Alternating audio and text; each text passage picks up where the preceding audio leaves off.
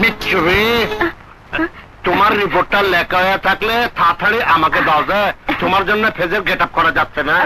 Ready sir, এই নিন। এটা তুমি কি লিখেছো যে? অপরাধীদের সম্পর্কে একটা বিশেষ প্রতিবেদন, যা ছাপা হলে সারা দেশে হইচই পড়ে যাবে। অবশ্যই হইচই পড়ে যাবে যে, এটা চাপা হলে না পত্রিকা বন্ধ হয়ে যাবে যে। কি বলছেন স্যার? বলছি যে তুমি একটা পাগল কুকু, তুমি তো মেয়ে মানুষ, তুমি পাগলি হয়ে গেছো যে। লোক দেখো তুমি কি লিখেছো। Sorry sir.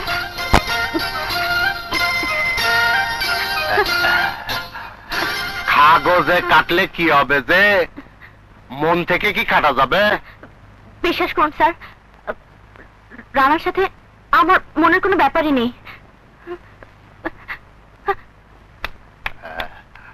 হ্যাঁ, ওকে ওকে, পরে টের পাবে তুমি যে।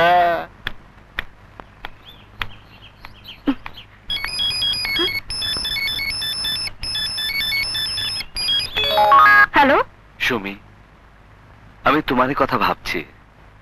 এখন তুমি আমার মনের মাঝখানে বসে আছো। কে কে বলছেন? রানা। ও, আপনি? ইয়েস। আমার সাথে দেখা করতে আপনার কোনো আপত্তি আছে? আপত্তি?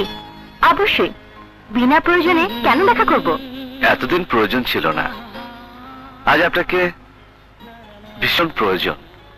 সেদিন ভুল করে আপনার কাছে মোবাইল ফেলে এসেছিলাম, আর এখন মনে হচ্ছে আমার মন ফেলে এসেছি। আপনি যাব তা কি সত্যি? ইয়েস। কাল বিকেলে আমি তোমার জন্য রমনা পার্কে অপেক্ষা করব।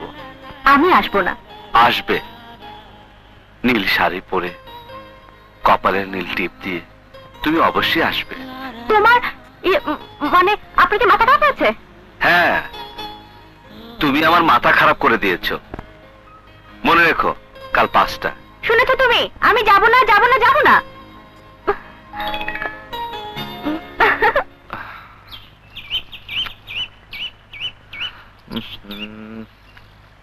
এত দেরি করছে কেন? হ্যাঁ,